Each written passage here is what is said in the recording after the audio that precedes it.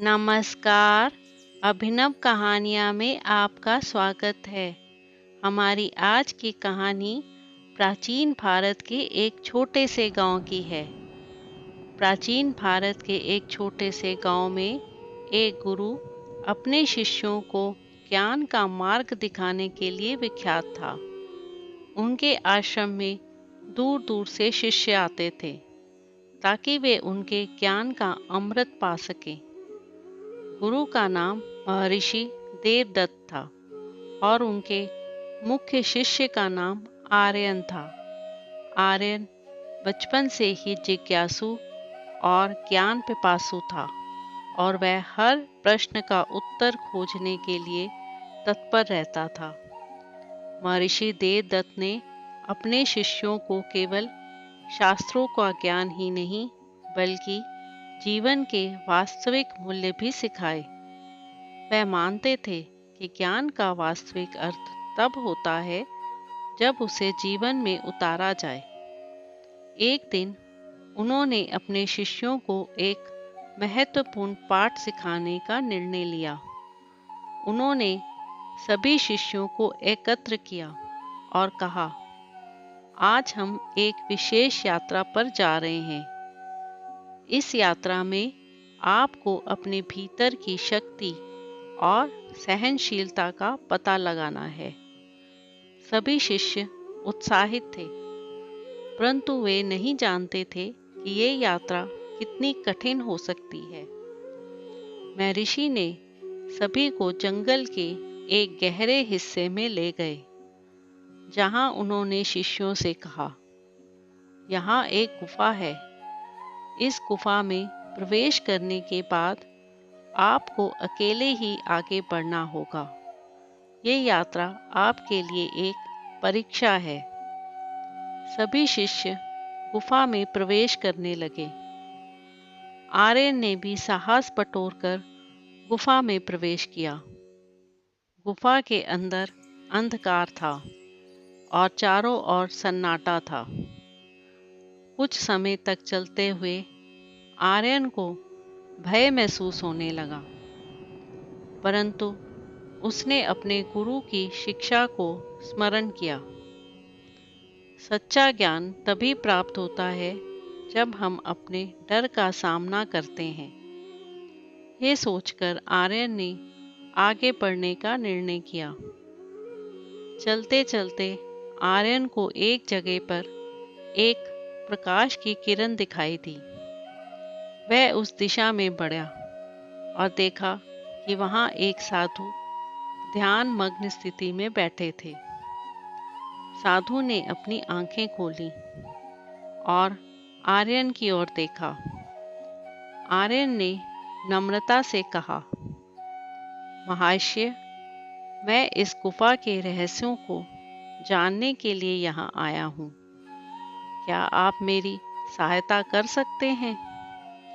साधु ने मुस्कुराते हुए कहा, हर प्रश्न का उत्तर तुम्हारे भीतर है। ध्यान करो और अपने मन की गहराई में उतरो। आर्यन ने साधु की बात मानकर ध्यान किया। कुछ समय बाद उसे अपनी सभी शंकाओं का समाधान मिल गया। उसे समझ में आया कि गुरु ने ये यात्रा इसलिए करवाई थी ताकि वे अपने शिष्यों को आत्मज्ञान की ओर प्रेरित कर सकें। गुफा से बाहर आकर आर्यन ने देखा कि अन्य शिष्य भी वापस आ चुके थे, परंतु उनमें से कुछ ही ऐसे थे जिन्होंने गुफा के अंदर के रहस्यों को समझा था। महर्षि देवदत्त ने कहा, तुम सबने इस यात्रा से क्या सीखा? एक शिष्य ने कहा, गुरुदेव, हमने सीखा कि भय को हमें रोकना नहीं चाहिए, बल्कि उसका सामना करना चाहिए। दूसरे शिष्य ने कहा, हमने सीखा कि सच्चा ज्ञान हमारे भीतर ही है, हमें बस उसे खोजने की जरूरत है। महर्षि देवदत्त ने प्रसन्न होकर कहा, तुम सबने सही सीखा है। यही जीवन का सबसे महत्वपूर्ण पाठ है। जीवन में कई बार हम कठिनाइयों और चुनौतियों का सामना करते हैं, परंतु अगर हम अपने अंदर की शक्ति और ज्ञान को पहचान लें, तो हम हर चुनौती को पार कर सकते हैं। आर्यन ने अपने गुरु के प्रति कृतज्ञता व्यक्त करते हुए कहा, गुरुदेव, आपने हमें जो शिक्षा दी है वह हमारे जीवन का आधार बनेगी। हम सदा आपके आभारी रहेंगे। महर्षि देवदत्त ने मुस्कुराते हुए कहा, ज्ञान का असली उद्देश्य इसे जीवन में लागू करना है। याद रखो, तुम्हारा सबसे बड़ा गुरु तुम्हारे भीतर ही है। मैं बस तुम्हें उस मार्ग पर चलने की दिशा दिखा सकता हूँ। इस प्रकार गुरु और शिष्य की ये प्रेरणादायक कहानी हमें सिखाती है कि सच्चा ज्ञान आत्मनिरीक्षण और आत्मज्ञान में निहित है। बाहरी कठिनाइयों और चुनौतियों का सामना करने के लिए हमें अपने अंदर की शक्ति को पहचानना होगा। इस कहानी से प्रेरित होकर आर्यन और अन्य शिष्य अपने जीवन में उस शिक्षा को उतारने का प्रयास करने लगे और वे अपने अपने क्षेत्रों में सफलता प्राप्त करने लगे। गुरु महर्षि देवदत्त की शिक्षा और उनकी ये विशेष यात्रा उनके शिष्यों के जीवन में एक महत्वपूर्ण मोड़ साबित हुई।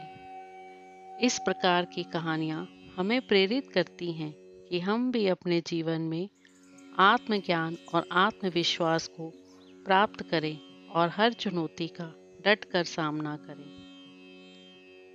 तो दोस्तों, आपको आज की कहानी कैसी लगी?